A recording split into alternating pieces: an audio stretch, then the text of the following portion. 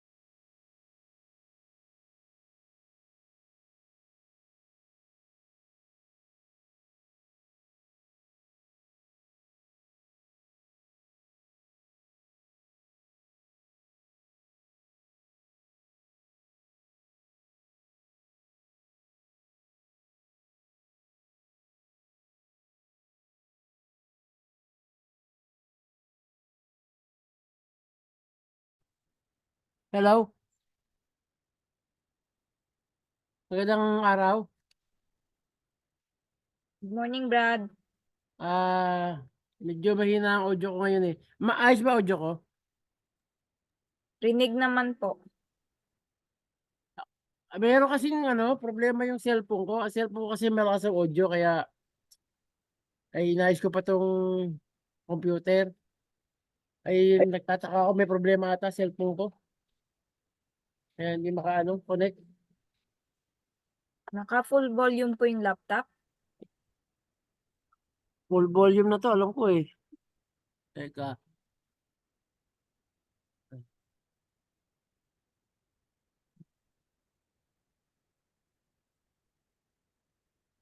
Medyo ako dito eh. Ngangapa.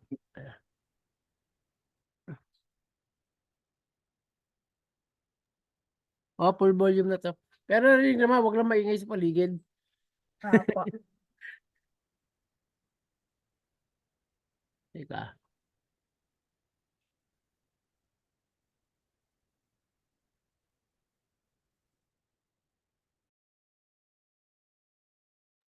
Hello, Brother Well, okay na po? Okay na po kayo?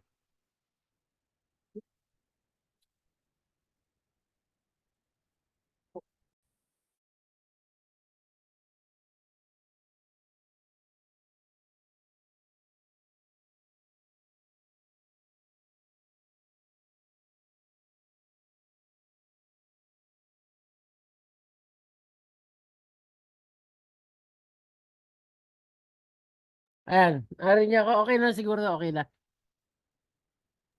Sige, magsimula na po tayo, Brother Well. Hmm. Sige, magandang umaga sa inyo lahat. Tayo ay magsisimula na sa ating theme song sa 177, I Delight to Do Thy Will. Then pagkatapos po ay hilingin natin kayo ng manalangin, Brother Well.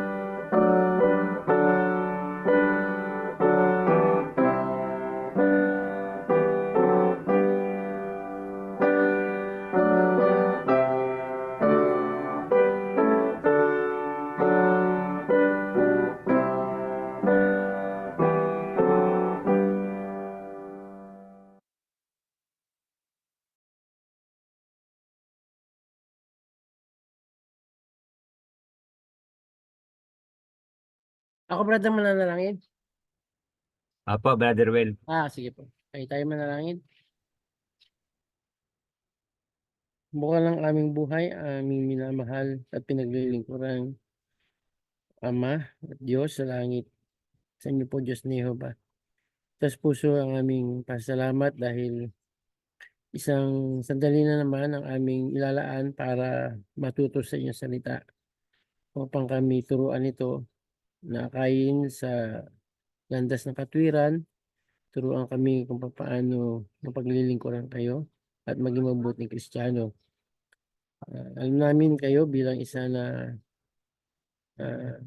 tagapaglaan ng mabubuting kinabukasan para sa amin ay naghahangad na ng magagandang kalagayan para kami ay maisaayos sa kabila ng mga maraming pagsubok at mga suliranin.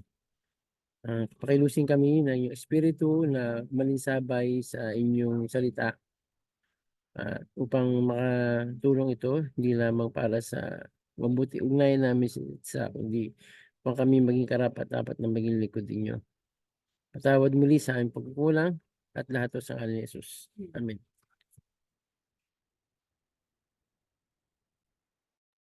Amen. Salamat, no, Brother Well. So, yung ating ngayong daily manna ay nandito ngayon sa aklat ng Isaiah. Kabanatang 53,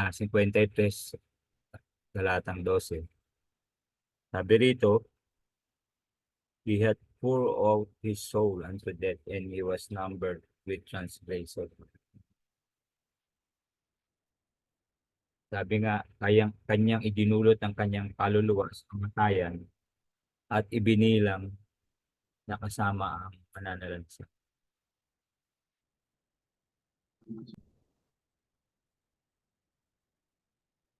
So, basahin natin yung ating para po dito sa daily manna.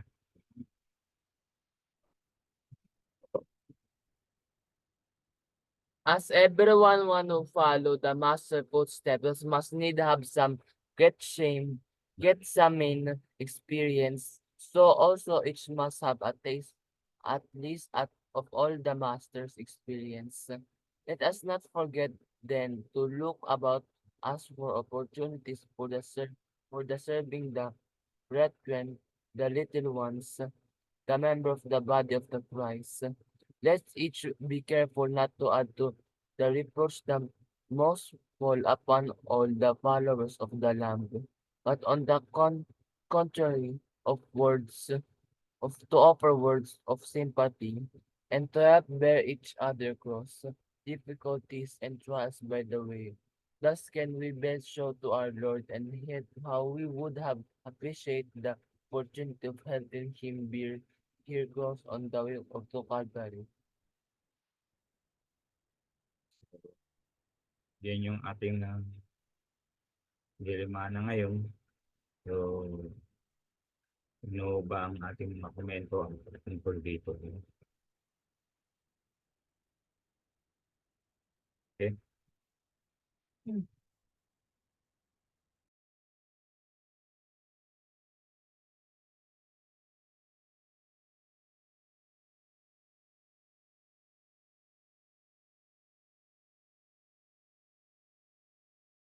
Ano ba yung sinasabi dito na gawin nating pasanin, yung cross o kalbaryo ng Panginoon Jesus. Ano ba yun?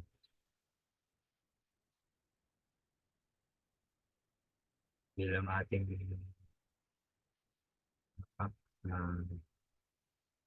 Panginoon, ang Panginoon Jesus, ano ba yung mga dapat natin gawin?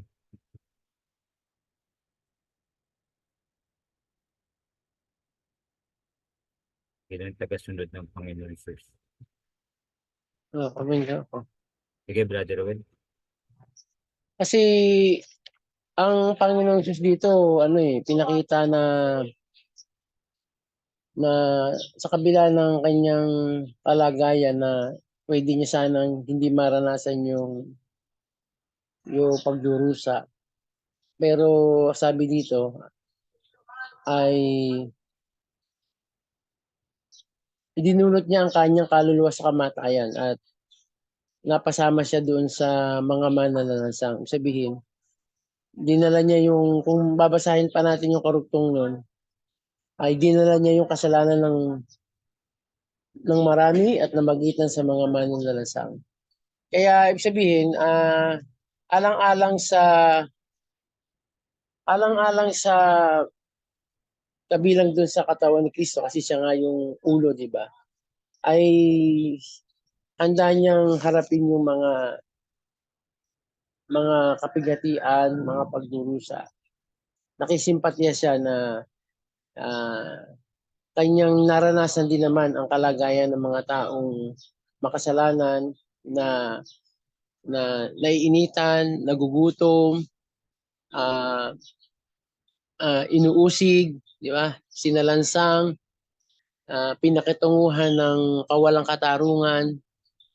Kaya ibig sabihin, hindi siya basta alam na mahirap yun, kundi naranasan niya yung mahirap ng mga taong ika nga'y alabok, sabihin ni mahina, natutokso. Yan. Naranasan niya rin siyang tuksohin, di ba? At marami pang iba. Pero handa niya itong gawin dahil meron siyang simpatya at mahal niya yung kanyang mga lingkod. At hindi lang lingkod, kundi yung sanlibutan sa pangkalahatan ay kanyang binigyan ng importansya. Bagay na hindi niya pinagbaliwala. Kaya bilang pagtulad sa ganitong halimbawa ng Panginoong Hesus, pwede natin itong ipakita sa ating mga kapananampalataya. Lalo na dun sa mga mabababa sa paraan na sila ay nasa kalagayang gipit o nasa disbentaha na sitwasyon marahil sa pisikal, sa kabuhayan o anumang mga pagdadalamhati na nararanasan nila. Ika nga kasama tayo sa katawan na bawat parte ng katawan natin ika nga ay mahalaga. Bagamat mayroong mga napakahalagang sangkap niyan para tayo patuloy na buhay, pero kahit na yung kalingkingan, hindi natin naisabihin na hindi na to importante. Kahit yan makaranas ng kirot, kaya nga sa Tagalog yung kasabihan natin sakit ng kalingkingan ramdam na ng buong katawan. Kaya yung ganoong kaisipan na kahit mahihina ay meron tayong empatiya, simpatya na tulad ng Panginoong Hesus, siya ay nakidalamhati, di ba? Dinala niya rin yung kung sabi din kasalanan sa pangkalahatan, dinala niya rin yung problema ng iba. Pwede nating dalhin din sa pamamagitan ng pagbibigay ng moral support, ipanalangin sila, alalayan sila, nandiyan tayo sa tabi nila, di ba? At kung sa anumang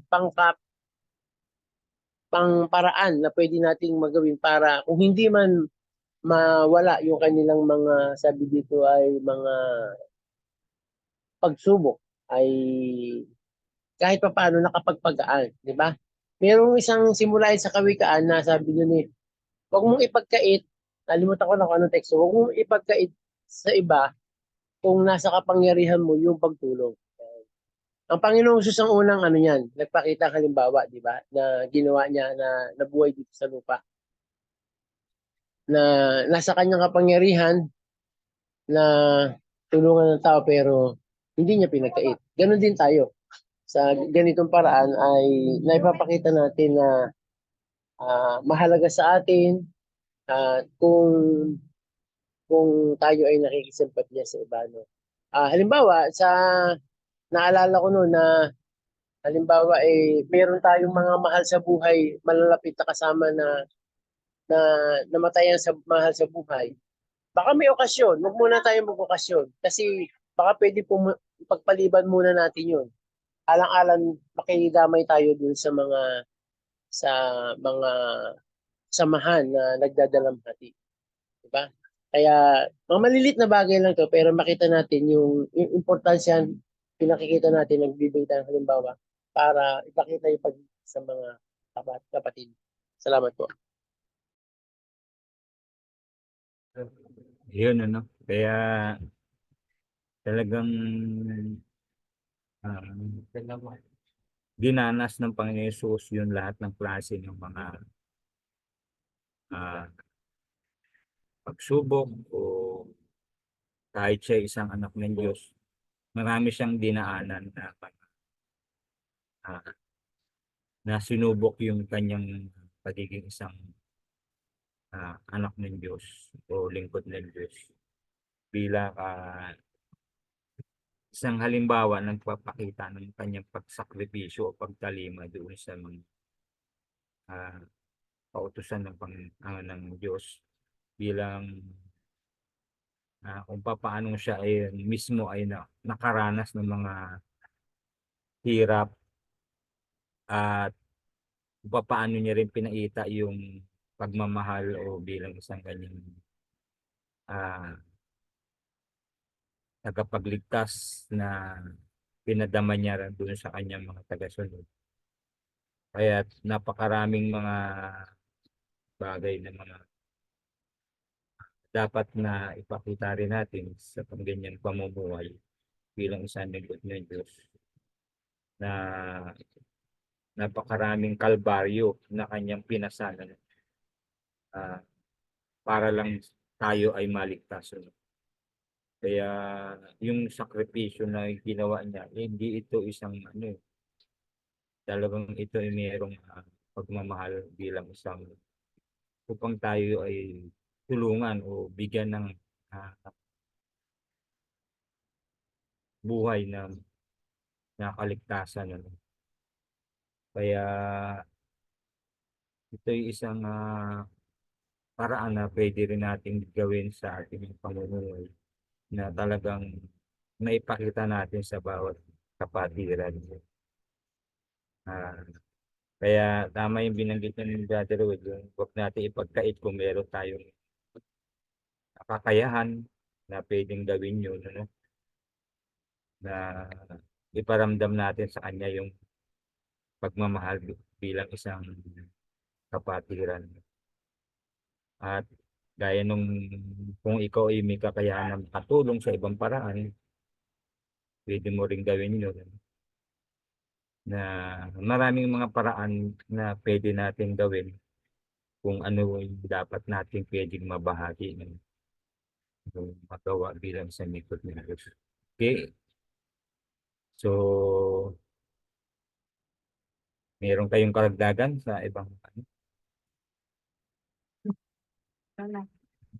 Okay. Sa akin naman, sabi nga, as everyone who follows the master's mistake must needs have some Gethsemane experiences. Hindi naman siguro kailangan na yung experience ni Jesus is yung tularan natin ng 100% kasi talaga namang hindi na naman natin siguro kakayanin yun. Pero as his followers, at saka bilang kanyang mga tagasunod at lingkod ng Diyos na Yehova, we must know, kahit sa anumang kaparaanan, tulad na lamang ng may mga pagsubok sa buhay, hindi naman talaga natin maiwasan yun. Pero sabi nga kung muni-muni natin yung kanyang karanasan, talaga namang kagilag-gilalas na isang anak ng Diyos, na ginawa niya. Kasi nga naman ang mission niya is to fulfill sa kautusan ng Diyos Ama para sa buong sangkatauhan.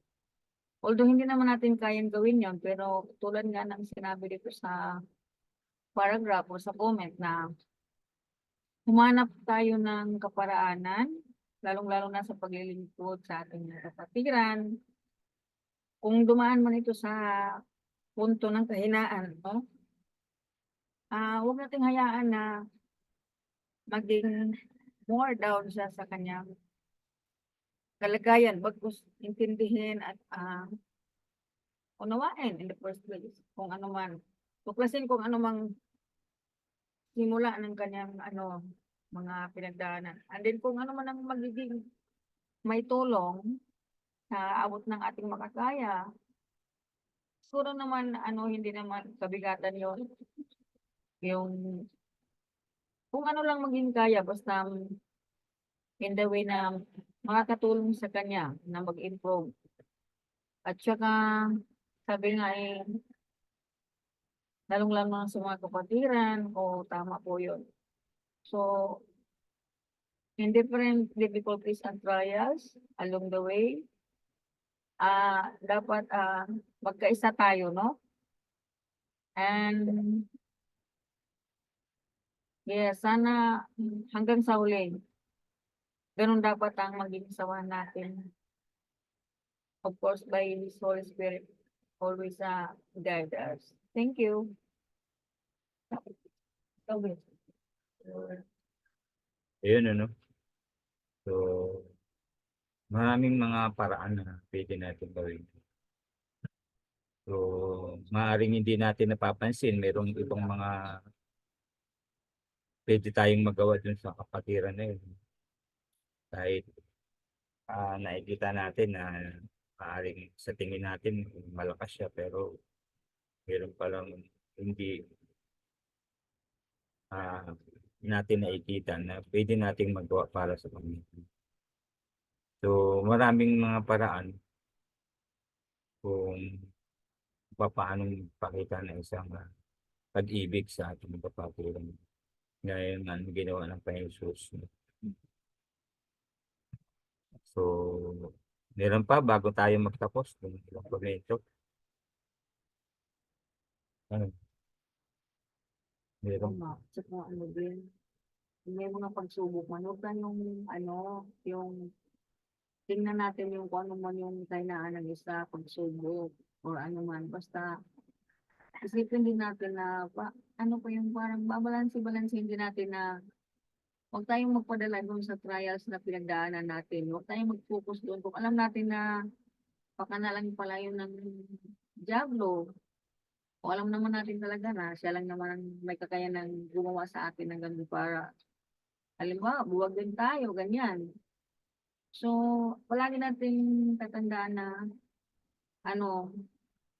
sa bawat mabuting gawa ay may kapalit naman yan talaga na yung kapahingahan or ano ba yun? Magandang ending. Huwag tayong mag-focus sa mga bagay-bagay na ang ending ay kakasama ng lahat. So yun, mag-ingat din po tayo na sa bawat naranasan natin, tansyahin natin na ito may will ng Diyos or something, yun. Lagi nating huwag kaligtaan talaga na i-analyze natin kung ito ba'y para sa Diyos o sa mga tukso na makakapahamak sa atin. Yun. Ayun, salamat. At bilang karagdagan din para sa ating mga kapatiran.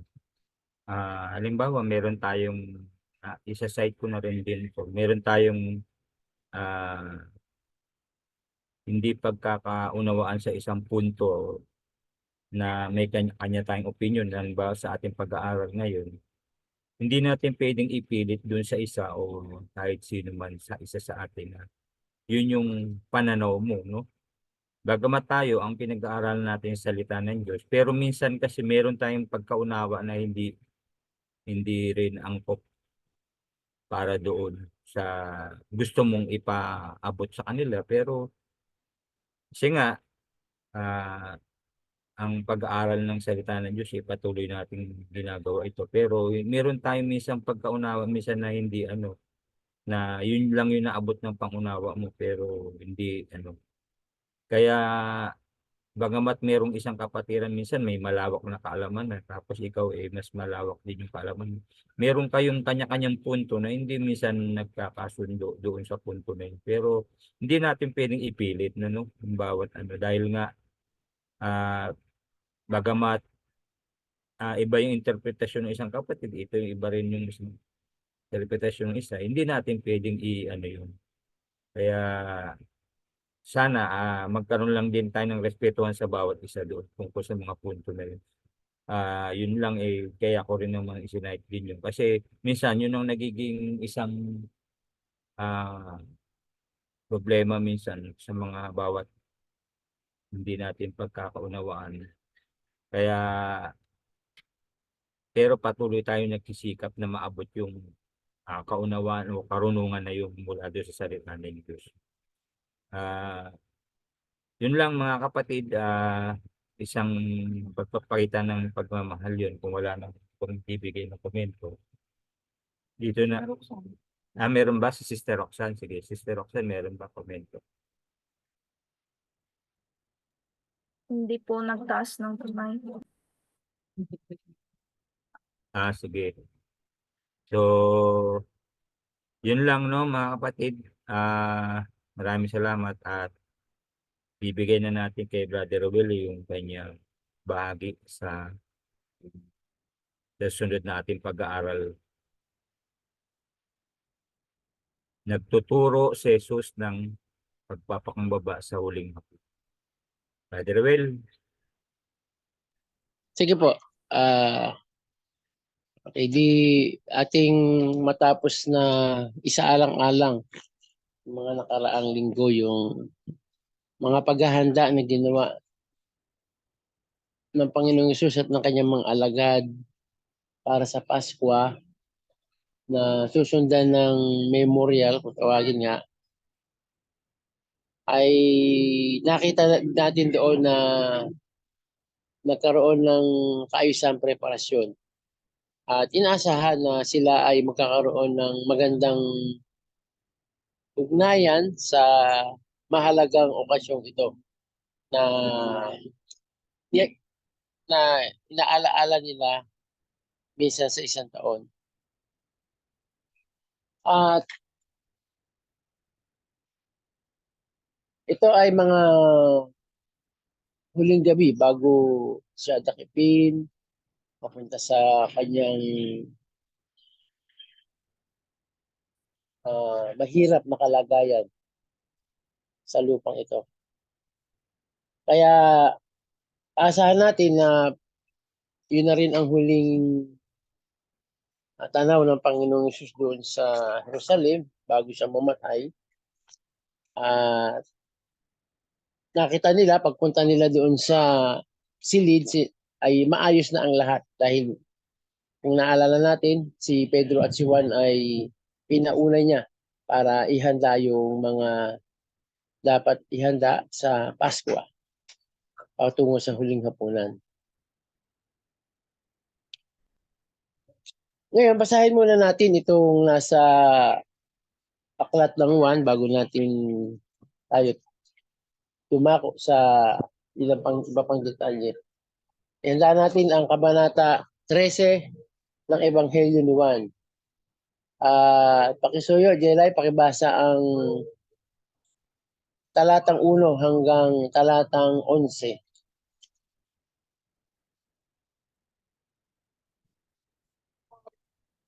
Bago na magpista ng Paskwa, sa pagkakaalam ni Jesus na dumating na ang kaniyang oras ng paglipat niya mula sa sanglibutang ito hanggang sa Ama, sa pagkaibig sa mga kanya na nangasa sanglibutan ay inibig niya sila hanggang sa katapusan. At habang humahapon, na mailagay na ng dyablo sa puso ni Judas Iscariote, na anak ni Simon, pagkakanulo sa kanya, si Jesus sa pagkatalastas na ibibigay na ng Ama lahat ng mga bagay sa kanyang mga kamay at siyang nanggaling sa Diyos ding paroroon, ay nagtindig sa paghapon at itinabi ang kaniyang mga damit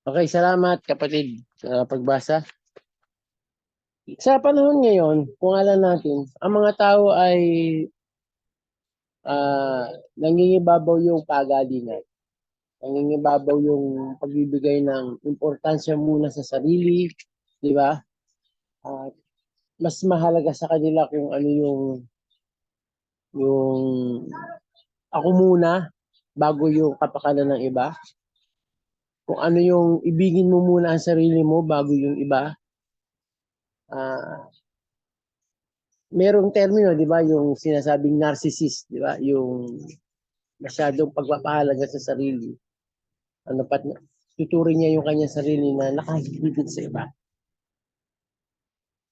Yung ganong espiritu ay kalasak sa ngayon. At merong kalagayan na kapag hindi naging balanse yung mga paniniwala, kaisipan, na halimbawa na ibigin muna ang sarili bago yung iba, ay maaaring magdulot ito ng paghihidwaan at magkakaroon ng hindi pagpapantay-pantay o kawalan ng pagtutulungan.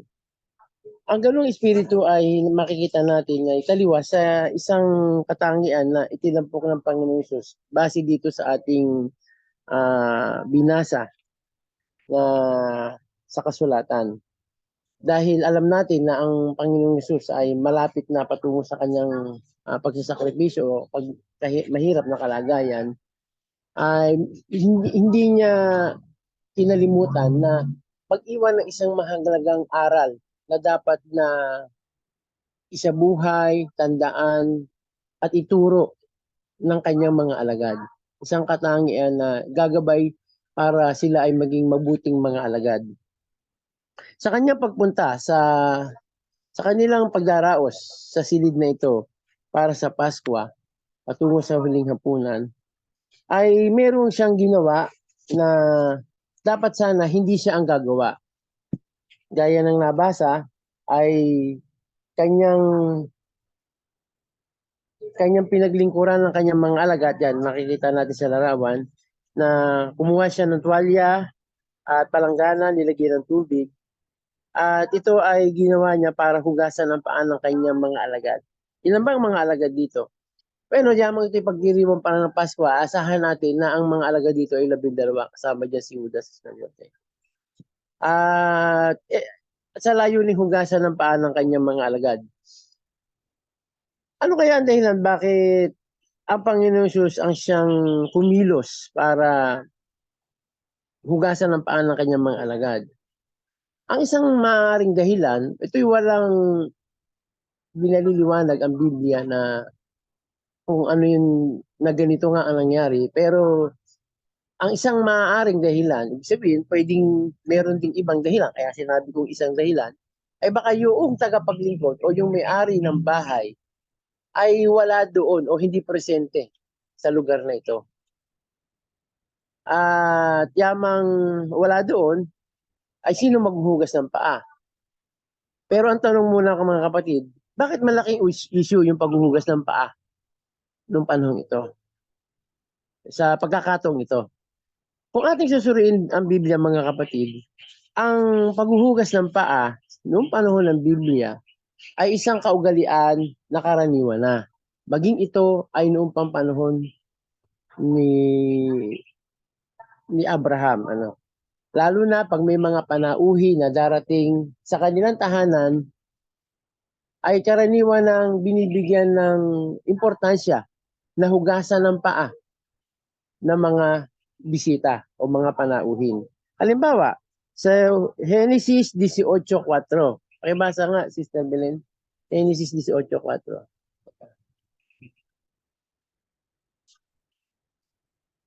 Pakibasa.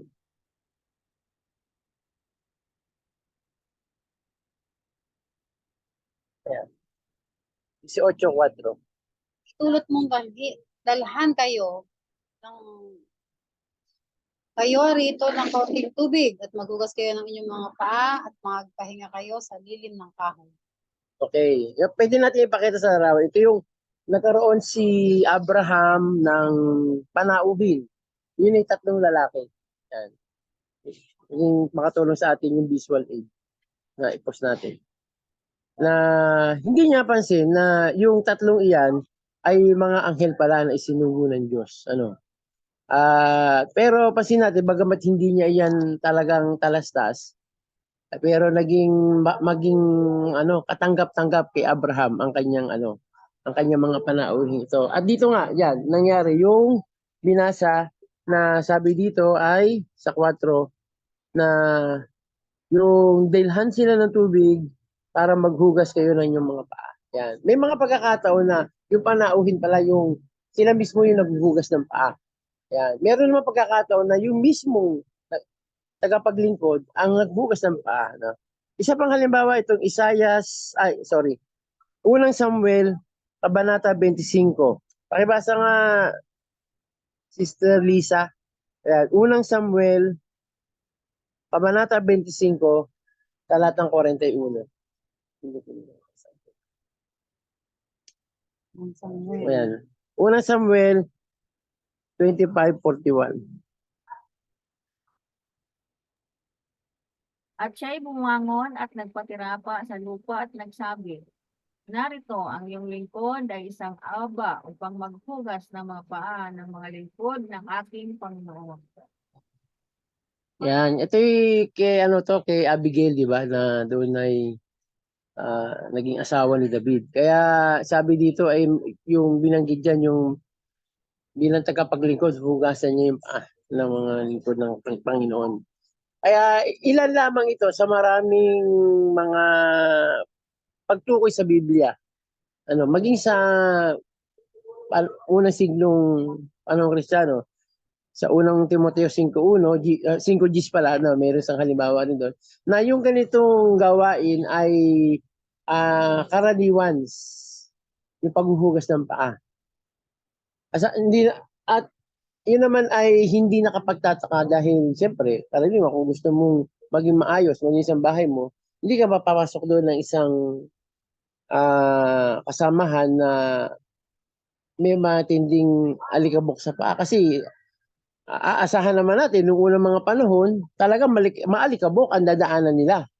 Hindi naman katulad ngayon na talagang palasak na ang semento o asfalto, kaya hindi may alikabok man, hindi man nakapagtindi, may sapatos ka pa, may boots ka pa, nakapatulog. Pero yung kanilang sistema doon, pang araw-araw pamumuhay, ay nagpapangyari sa kanilang malayong paglalakbay, ay aasahan na napaka-alikabok ng paa. Kaya hindi nakapagtataka na ito ay karaniwang mga nangyayari. Nung maliit ako, tanda ko, palibasa'y laki din namang sa malawak na looban na maraming mga alikabok. Ang ayaw ng matatanda na pagpasok mo sa bahay, galing sa laruan, ay puro kami alikabok, lalo na paghapon na. Punta ka doon, maghugas ka ng paa. Ayaw kami papasukin ng bahay kapag napaka-alikabok ang paa. Yan. Kaya kung yun ang dahilan, makakatulong sa atin mga kapatid kung bakit yung ganoong pangyayari sa binasa natin sa 1:13 ay ginawa ng Panginoon Hesus. Yun ay isang gawain na maging noong panahon ng Biblia. Pero maaaring wala doon ng may bahay, kaya ayun dahilan kung bakit walang mag-volunteer. Walang maglabas ng palanggana, walang maglabas ng tuwalya, walang maglabas ng tubig. Kaya wala namang magkusang loob, kaya ang Panginoong Hesus ay siya na yung nanguna para ihanda ang mga bagay-bagay at hugasan ng paa ng kanyang mga alagad. Maaaring hindi naging komportable doon ang mga alagad. Siya ang Panginoon, siya ang guro. Pero siya yung naghugas. Siya yung maghugas ng aming paa. Pero naging kakaiba si Apostol Pedro kasi kung hindi siya komportable, nagawa niya magsalita, di ba? Ano yung sinabi ng Panginoong Hesus? Nasa Panginoong Hesus, sabi niya, wag Panginoon, hindi marapat na hugasan mo ang aking paa. Yan. Kaya naging siya, na ipahayag niya yung anyang naloloob. Pero sabi ng Panginoong Hesus, gaya ng binasa kanina, ito ang marapat gawin. Pero parang umabuso ata ang Apostol Pedro. Huwag lang yung aking paa, kundi pati kamay at aking ulo. Yan. Ang punto rin dito ay hindi natin naasahan na ang mga alagad ay mangunguna para ituring na ang ganitong pila gawain ng mga lingkod, di ba? Pangkaraniwang lingkod ay gagawin ng mga apostol. Dahil alam naman natin at alam din naman ng Panginoong Hesus ito na ang mga alagad niya, kahit na sila ay mga apostol na, ay mayroong pagkikipagkompetensya sa isa't isa. Na naalala na nga natin, kung tutusin, bago ang pangyayaring ito, ay mayroong nakita ang Panginoon Jesus na pagtatalo sa kanila, di ba? Ano yung pinagtatalunan nila? Sino yung pinakadakila sa kanila, mga alagad? Siguro dahil sila ay mga apostol na pinili, dahil tinuring nila na sila ay napaka-espesyal kumpara sa ibang mga alagad na hindi naging apostol. Pero sa kanya na 12, sino ba yung mga pinakadakila?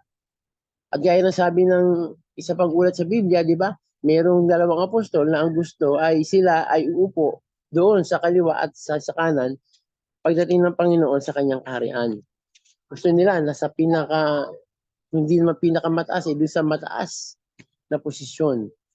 Kaya andun talaga yung espiritu na ako muna, mas magaling ako sa iyo, at hindi makita yung espiritu ng pagpapakumbaba.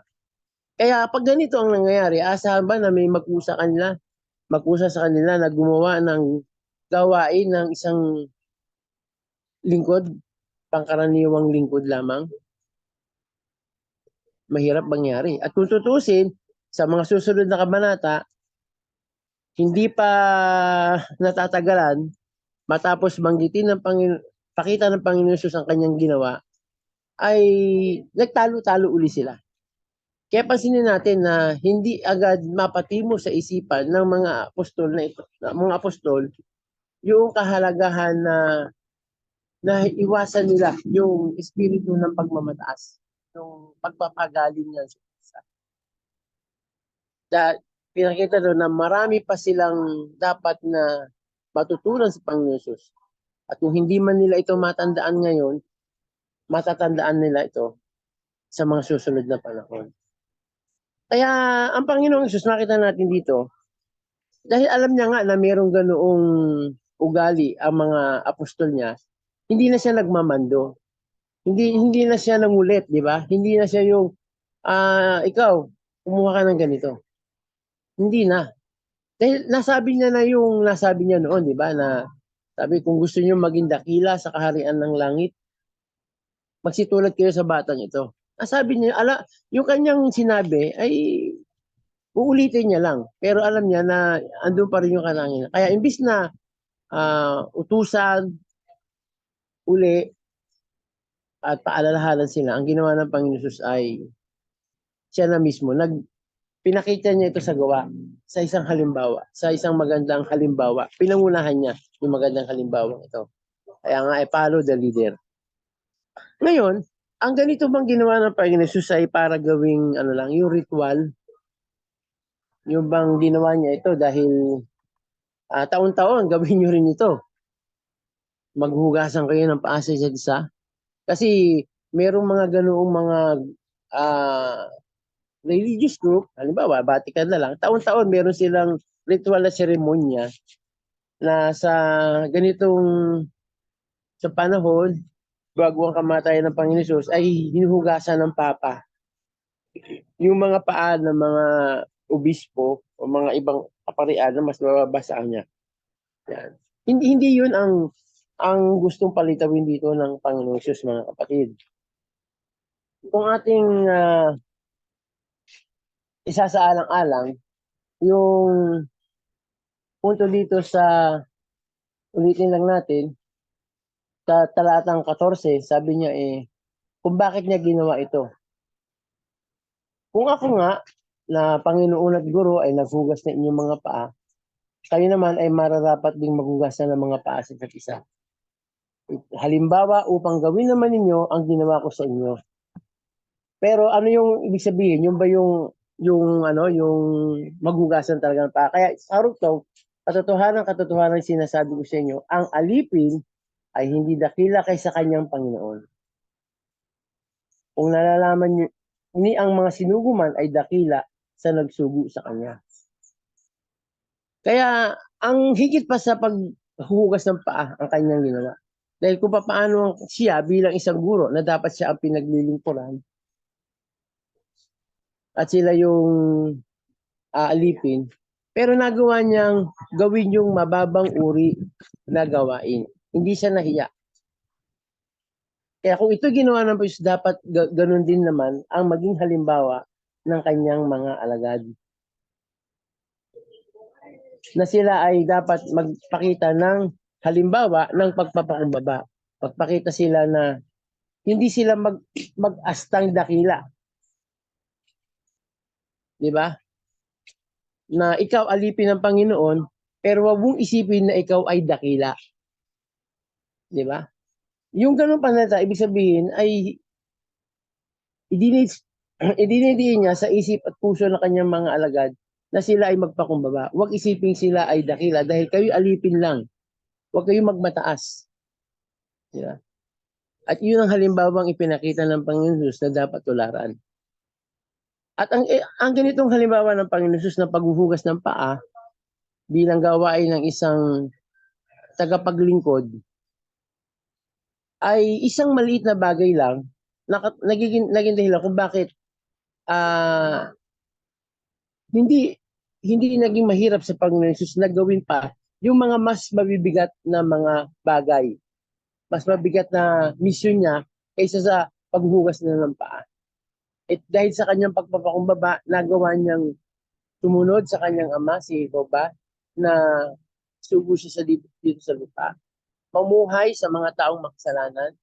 At gaya nung pinalakay sa teksto at Salinas, sa Daily Mana, sabi doon na namuhay siya kasama ng mga makasalanan. Diba? Hanggang dumating sa punto, sabi sa Mateo 20:28, ano yung dahilan kung ba't siya naparito? Sa Mateo 20:28. Pakibasa nga, Sister Roxanne, yung Mateo 20:28.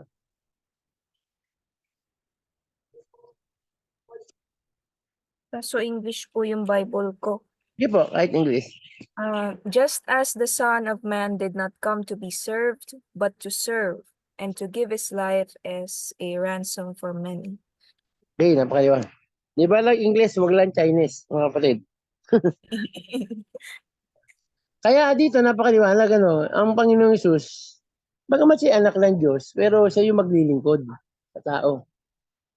At yung paglilingkod niya, hindi lang nalilimitahan doon sa pagtuturo, sa paghugas ng paa, kundi para ihandog yung kanyang buhay para sa mga taong mahal, mga taong hari, mga taong dakila, hindi, mga taong makasalanan.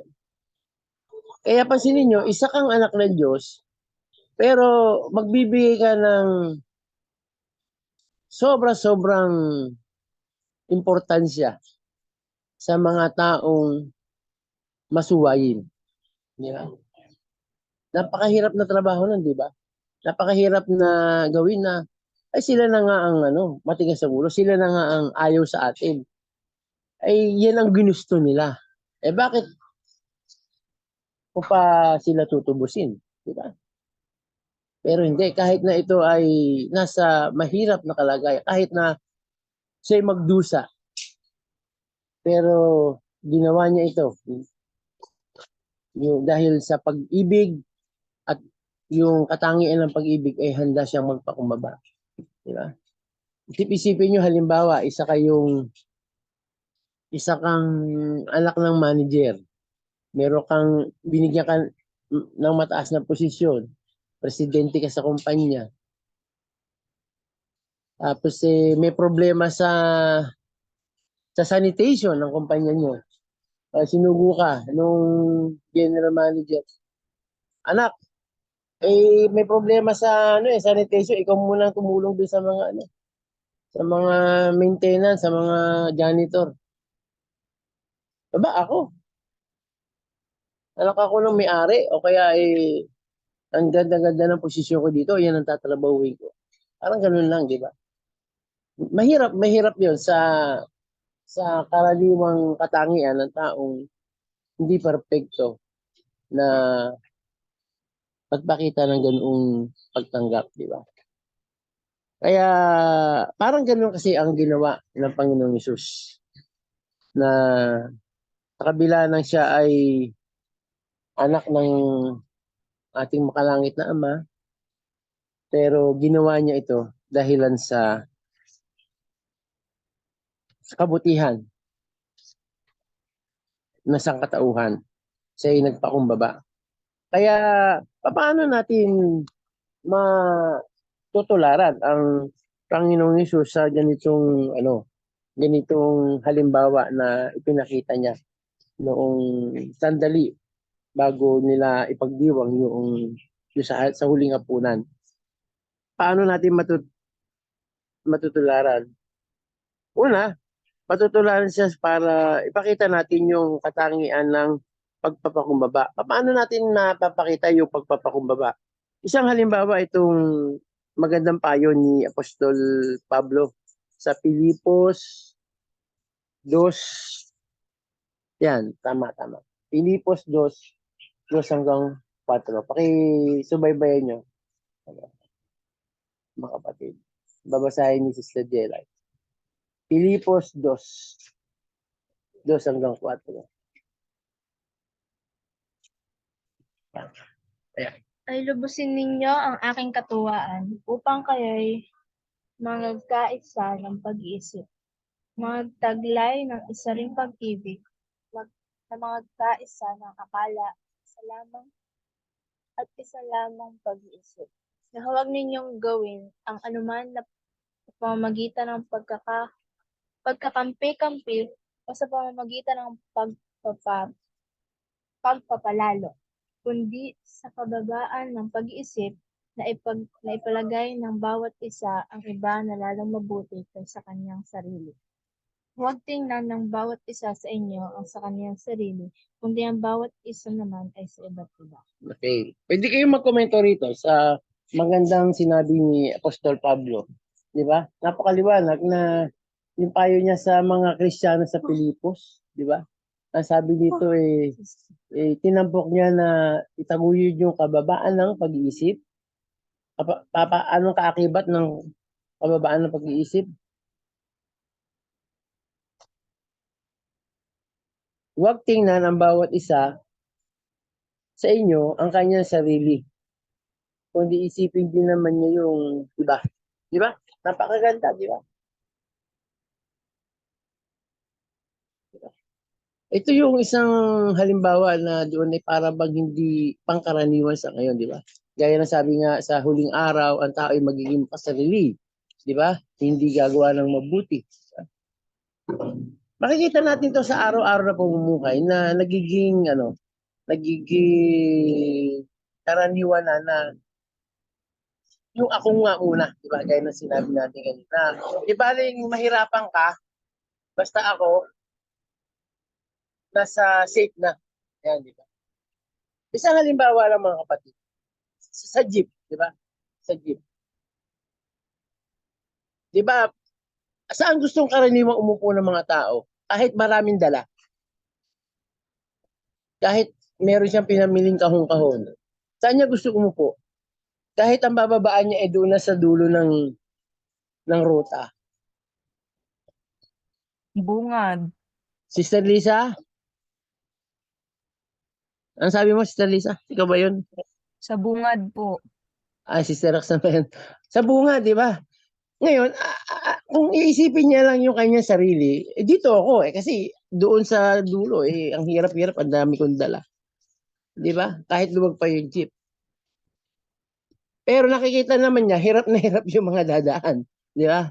Kasi yung iniisip niya yung kanya, kung saan siya komportable. Pero simple lang ito mga kapatid, maliit na bagay. Pero nakikita natin karaniwan yon. Pero kung kakapit natin yung sinabi ni Apostol Pablo, di ba? Isipin mo, hindi man ang sarili, kundi tingnan mo din naman yung kapakanan ng iba. Di ba? Kaya iisipin mo, ano ba yung gagawin ko para hindi man naman mahirapan yung kapwa ko pasahero. Di ba? Kaya kung may ganitong kaisipan ng isa, magiging na yun, para bang parang naging automatic tayo na iisipin natin na parang nagiging way of life yung pagiging paraanan ng pamumuhay natin, kung ang ginagawa ba natin ay medyo naagrabyado yung iba dahil sa ang tingin natin sa sarili ay mas importante o mas angat yung tayo muna bago yung iba. Yung ganung mga bagay, mare-reflect din sa mas malalaking bagay kung ating tatampok yung ganitong halimbawa na binanggit ni Apostol Pablo, di ba? Ang isang dahilan kung bakit nagiging mahirap sa mga tao na tularan ng ganitong halimbawa ng Panginoon, di ba? Dahil sa antas ng mga tao sa lipunan. Ano ba yung mga antas na iyon? Halimbawa dahil sa kanyang pinag-aralan, di ba? Sa kanyang kabuhayan, mas mayaman siya. O ang anak siya ng isang prominenteng pamilya, o galing siya sa ganoong lugar, o at iba pa. Yan ang dahilan kasi kung makita natin, maaaring dahilan kung bakit nagiging mahirap sa tao ng mapagpakumbaba. At ito ang naituturo ng mga tao sa lipunan. Na hindi tinatampok yung ganitong halimbawa ng espiritu ng papakumbaba. Ang isang halimbawa, meron akong napanood isang video sa social media. I-share ko lang sa inyo. Sabi, gusto niya makatapos ang kanyang anak ng pag-aaral. Mataas na degree. Gusto niya magka-diploma. Ang dahilan, ang sinabi niya sa kanyang anak, unang-una, pag ikay may diploma, ang tingin ng tao sa'yo, mataas. Re-respetuhin ka. Yan. At yun ay hindi naman lingid sa iba. At nakikita naman natin yun kapag ikaw ay isang taong tapos diploma, oo, may advantage. Pero yung espiritu sa likod doon dahil sa gusto nila na sila ay ang tingin sa kanila ay mataas. At yun ang itinuturo din nila sa iba. Pero sa Kristiyanong pamumuhay, kung ating isasabuhay yung pagiging tunay na Kristyanismo, ang respeto, ang pagpapahalaga natin sa kapwa, hindi sa ganoong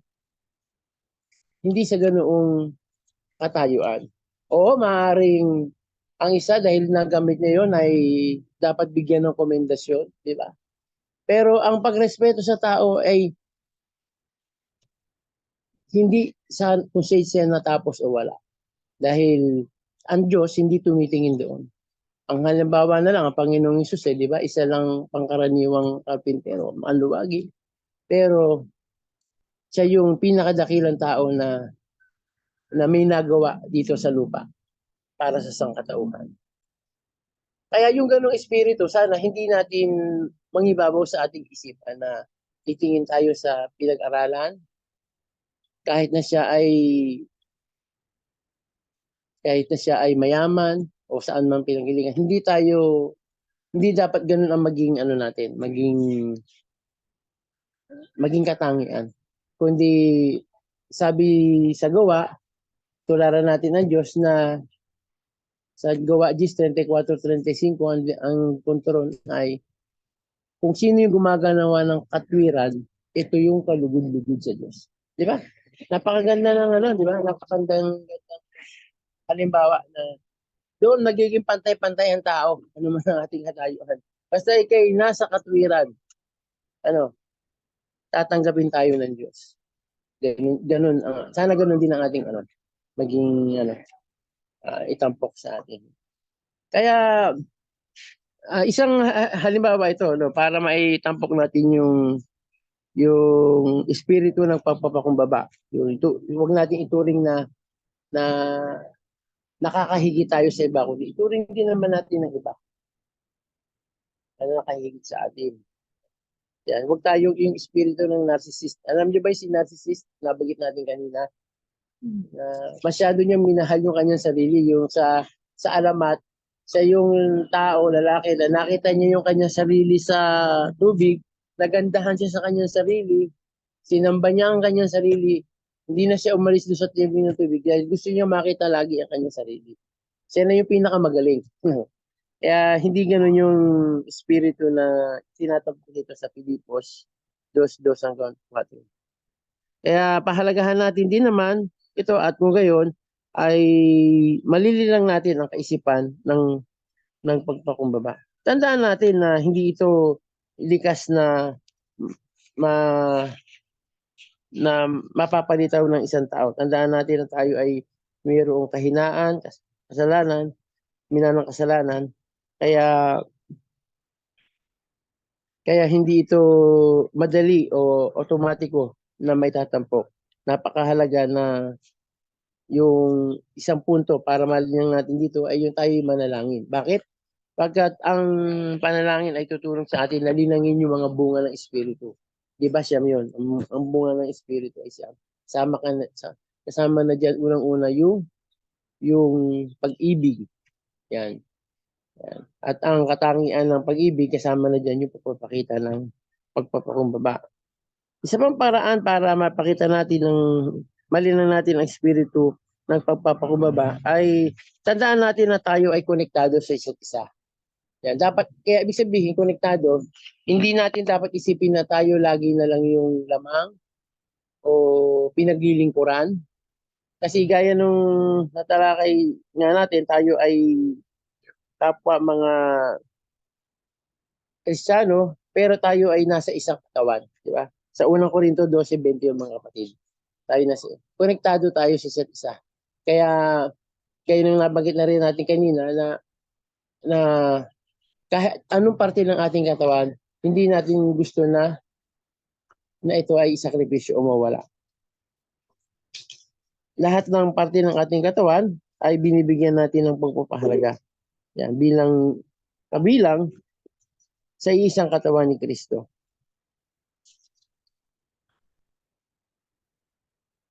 Tandaan natin na kung tayo ay nilililang natin ang katangian ng Panginoon Hesus ng pagpapakumbaba, ay tayo ay nagtatanim, di ba? Na maaaring ito ay mapakinabangan, kung hindi man ngayon, ay ng mga pinagpakitaan natin, mapakinabangan na nila ito sa inaharap. Halimbawa, nung binanggit natin kanina, yung ginawa ng Panginoon Hesus, nung sandali na ipakita niya yung paghuhugas ng paa bilang pagtuturo ng pagpakumbaba, hindi naman niya agad aasahan na magbabago na ang kanyang mga alagad na magpapakumbaba agad dahil ilang beses niya ito pinakita. Kaya nasabi natin, hindi pa natatagalan, nagtalo uli sila, di ba? Kung sino yung pinakadakila sa kanila. Kaya hindi agad asahan natin na yun ay mababanaag sa mga tinuturuan natin, gaya ng ginawa ng Panginoong Hesus. Pero alam niya na darating ang panahon na dahil siya nakapagtanim ng ganitong magandang halimbawa, ito ang nakita natin sa kanyang mga alagad nung siya ay umalis na sa lupa at ang mga apostol na pinagkatiwalaan niya para palawakin ang gawaing pangangaral, di ba? Si Pedro, nagawa niyang puntahan ng mga Hintil, mga Samaritano, at nagawa nila ng mga aral kung saan-saan. Nagturo din sila ng papakumbaba sa iba, sa mga apostol. Kasi may naitanim sa kanila ang Panginoong Hesus na isang magandang halimbawa na nung wala na siya, ito ang kanilang dapat na itaguyod bilang mga alagad ng Panginoong Hesus.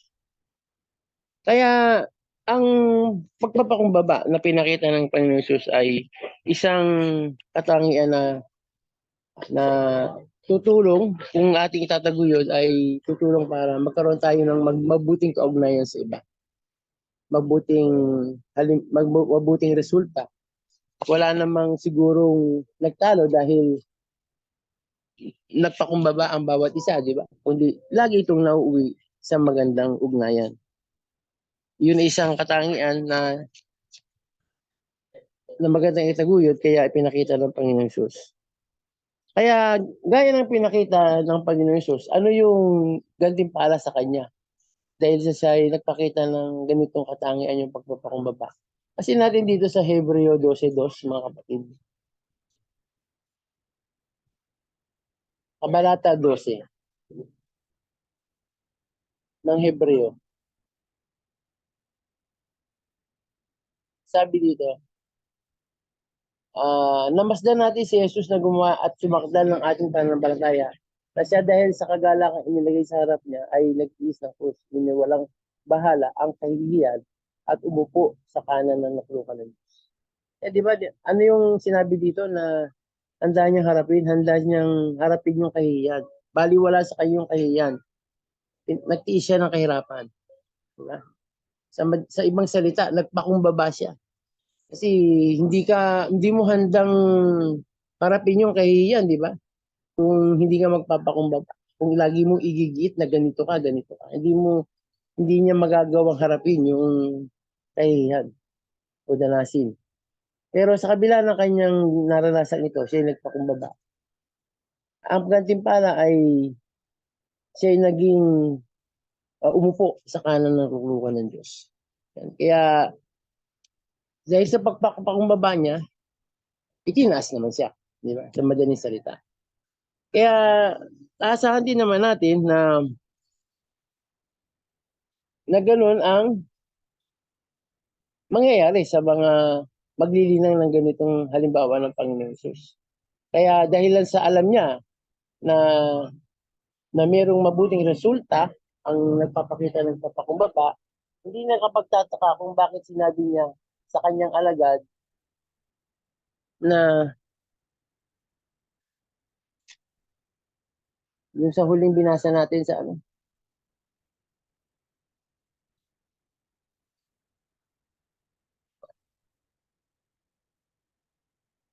sa 13 pala.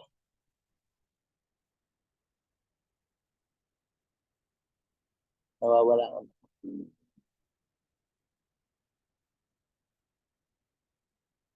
Yung sinabi niya sa Kabanata 13 na ginawa ko rin naman ito para gawin din ninyo. Ginawa niya yung pagpakumbaba niya, gawin din niyo ito. Kung siya itataas ng Diyos, aasahan din naman natin na itataas din tayo ng Diyos dahil nagpakita rin tayo ng halimbawa ng pagpapakumbaba. Meron kayong karagdagang komento dito mga kapatid na gusto nyo itampok para sa kapinabangan ng lahat? Doon natatapos yung aking punto mga kapatid. Sana ay nakilabang tayo mga kapatid.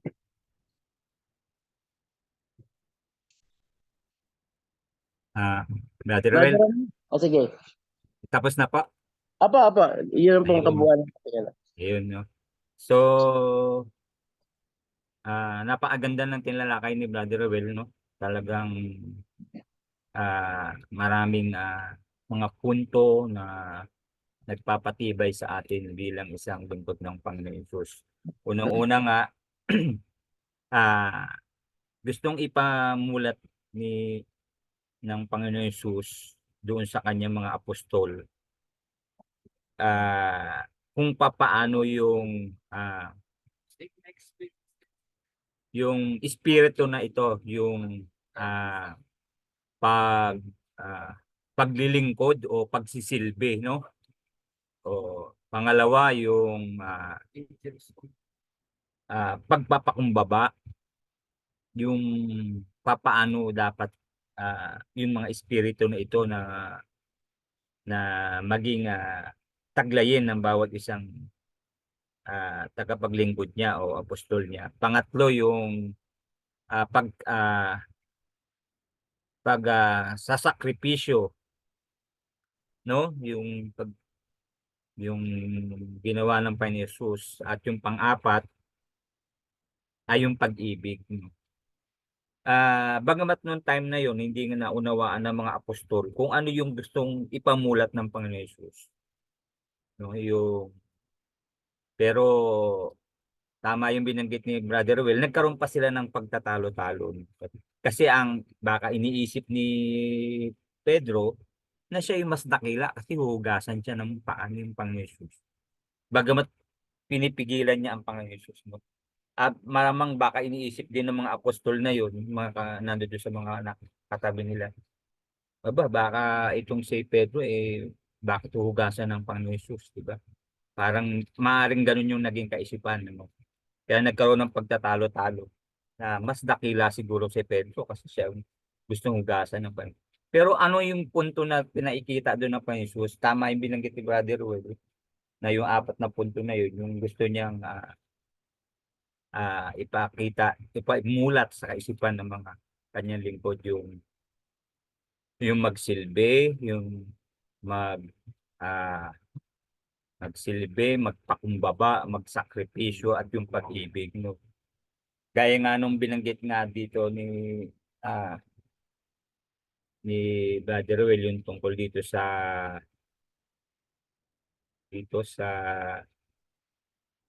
Mateo 20:28 na kung papaanong ang Panginoon Hesus nga ay naparito. Sabi rito, gayon din naman ang anak ng tao ay hindi naparito upang paglingkuran, kundi upang maglingkod at ibigay ang kanyang buhay na pangtubos sa marami. So, ibig sabihin talagang kahit siya ay anak ng Diyos, talagang kanyang sinakripisyo yung buhay niya, no, para pantubos sa marami. So, yun yung kapalit, no, na talagang napakahirap nung ginawa ng Panginoon, ng Diyos, no. Kung paano ginawa ng Panginoon Jesus yung kanyang inalay yung buhay niya para maging pantubos sa marami. At gaya nung binanggit din ni Brother Will na kung papaanong ang bilang mga isang Kristiyano, hindi dapat nagkakaroon ng pagtatalo-talo o yung dapat mayroong kung paano nagtalo-talo yung mga apostol na yun. Nagkaroon sila ng mga argumento, no? Pero itinuturo nga dito sa Pilipos na to, dito sa binanggit din ng Brother Will, Kabanatang 2 hanggang 4 na yung kung paano dapat meron silang pagkakaisa ng pag-iisip, magkaroon ng taglay ng magtaglay ng iisa ring pag-ibig at yung hindi dapat magkaroon ng magkababahagi o pagtatalo-talo dahil doon sa pagiging isang mapagmataas, no, na para bang sinasabi mo ako yung mas may alam o ako yung mas dakila. So tama yun, no, na bilang isang Kristiyano dapat ganun ang maging ano natin, maging kung paano minumulat ng Panginoon Jesus yung ating kaisipan na hindi mo laging iniisip yung sarili mo, dapat iniisip mo yung kapakanan ng mas nakakarami kaysa yung sarili mo, na handa kang magsakripisyo sa lahat ng mga bagay.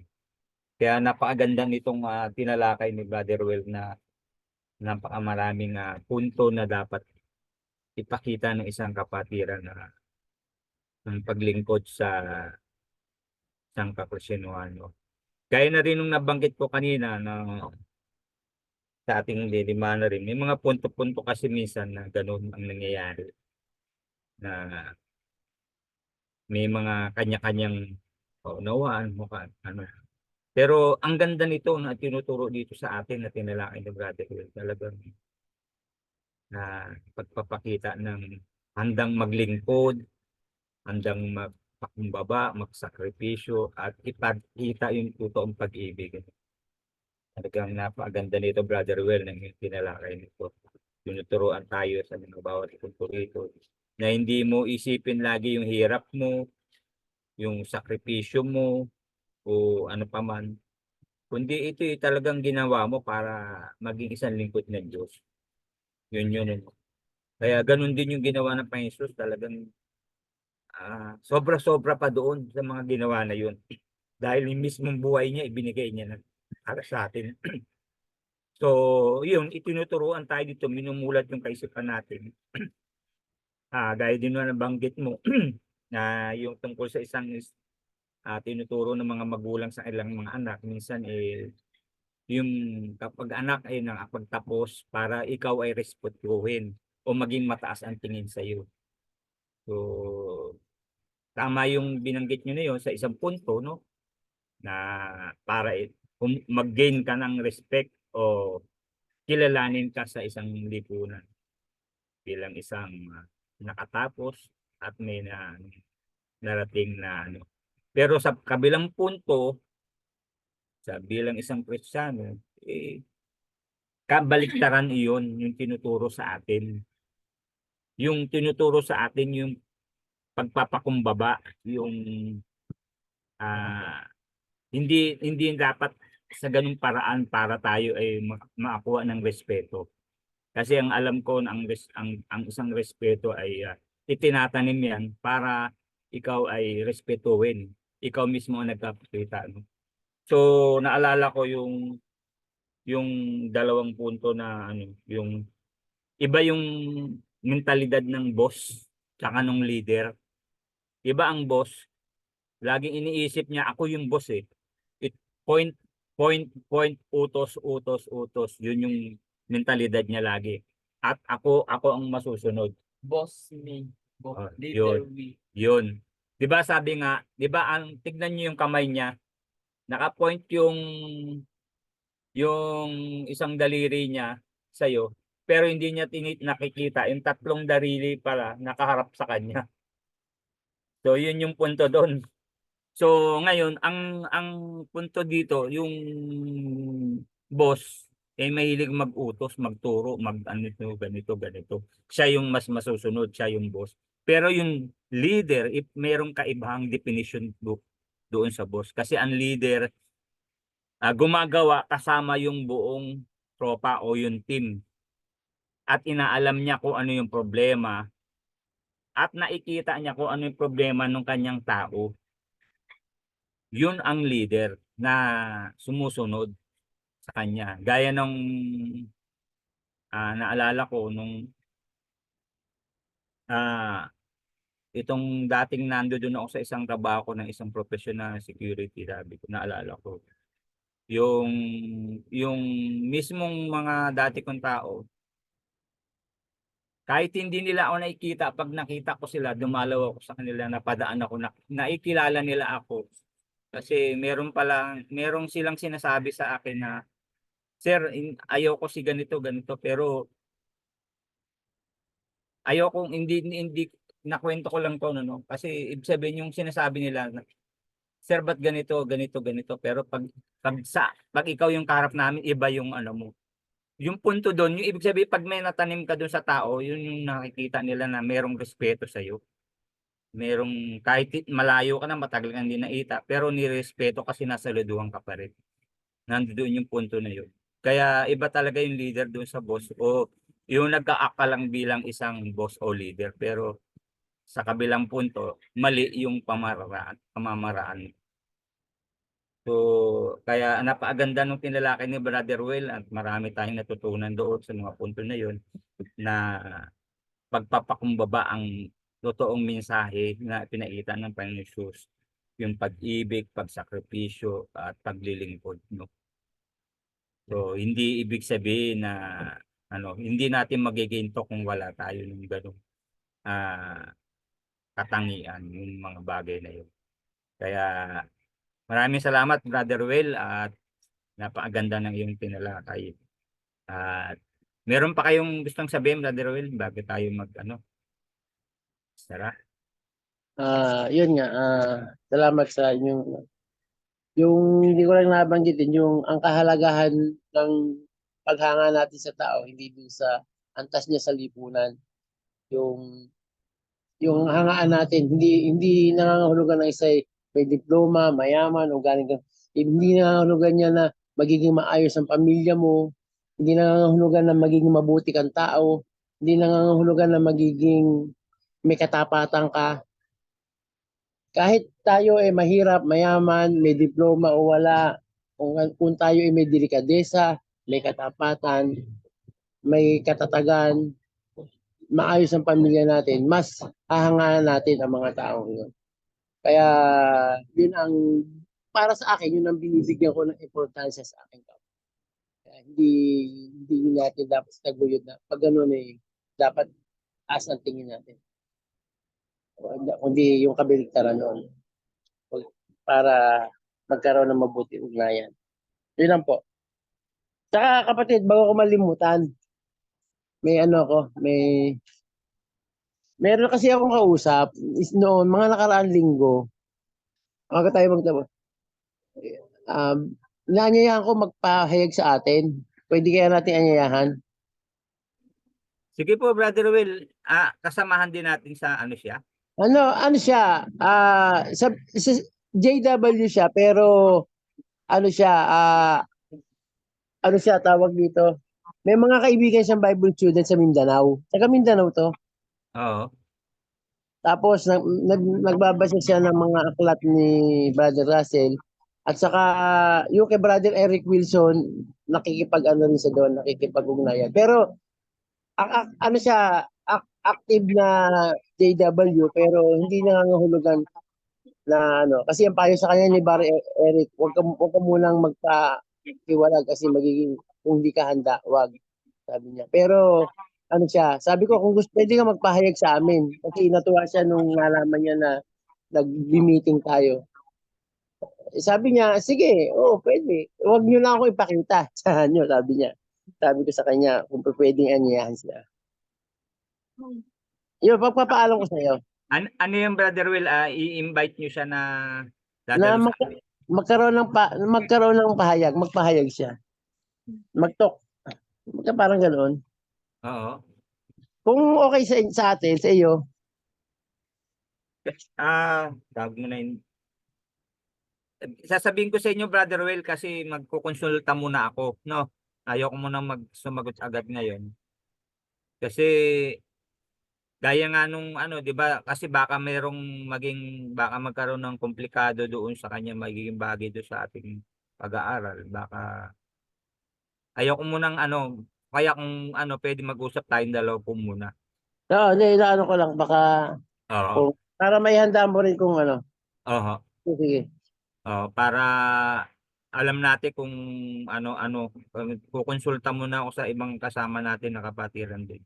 At naras pag-usapan natin itong dalawa, no? Pero kung siguro dadalo lang siya, siguro pwede naman. Pero kung yung bibigyan natin siya agad ng bahagi na hindi pa natin siya kasama sa ano, hindi ko muna masagot ngayon, Brother Roel. Oo, sige. Oo. Tapos yun po, maraming salamat, Brother Roel, sa inyong bahagi. Talagang napakaganda ng tinalakay ninyong talaga. At meron din ako gustong sabihin sa Brother Will pag yung nag-usap tayong dalawa na lang. No? Okay, sige. Kasi may konting ano, siguro ewan ko kung at least gusto ko alam nyo rin po. Oo, sige. Sige, maraming salamat po mga kapatid. Tayo ay magsasara na at ating awitin ang page 31 ng Christ Resurrection.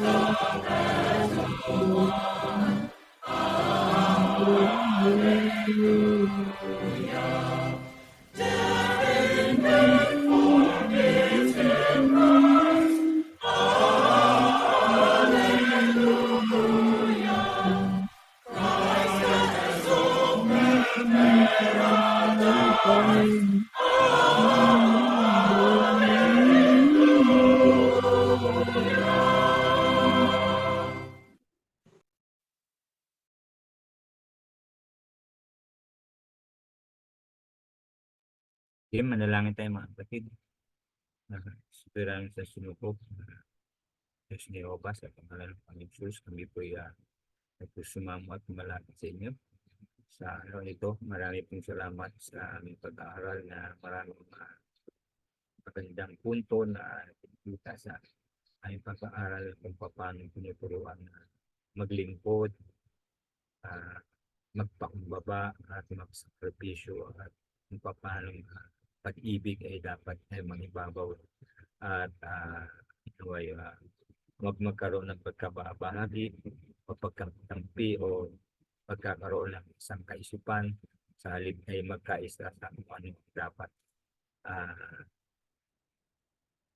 isa puso bilang isang Kristiyan. Marami pong mga bagay na dumarating sa buhay namin na maraming pagsubok o problema. Naway tulungan niyo po na lagi kami naging matatag, lumakad ayon sa inyong salita at huwag kami magpa-apekto sa anong mga nangyayari sa aming paligid at gayon din po sa aming kapatiran kung anong mga bagay na hindi pagkakaunawaan. Tulungan niyo po na magkaisa kami at mangibabaw ang laging pag-ibig at ang inyong salita upang patuloy na magbigay ng lakas sa amin upang maging matatag sa kabila ng maraming bagay na nangyayari sa panahong ito. Alam po namin na kami rin ay nagkakamali minsan sa bawat aming kaisipan, bawat bagay-bagay sa bawat isa sa amin ay may mga maling desisyon o anuman. Naway tulungan nyo na linisin na aming puso't isipan sa mga bagay na upang patuloy na maging matatag at lumakad ayon sa inyong salita. Maraming salamat po, Ama, sa inyong proteksyon, mga pagpapala na pinatumasa namin sa araw-araw na aming itong pinatagal sa araw-araw na inyong binibigay sa amin. Patawarin niyo po kami, Ama, sa aming pagkakamali. Nihiling po kami ng pagkatawaran na may kung ano man ang pagkakamali namin sa bawat desisyon sa aming buhay. Naway mga panalangin namin ito kasama ng katiran sa magpapatulong kami. Tulungan niyo rin po sila sa kung saan man sila ngayon makasama namin sa pag-aaral. At naway nalalapit na po ang memorial. Tulungan niyo po na walang maging sagabal o anuman at nagkaroon po kami ng magandang communication sa darating nito at mapagandang pinag-iikot. Kaya po ang mga panalangin namin ito, mga bagay na hindi namin nasambit, kaya aming nilalapit ito sa inyong mga tinutulong sa langit, inyong pinindingin ito, pangalan lang ng dakilang Panginoon Jesus. Amen. Hello.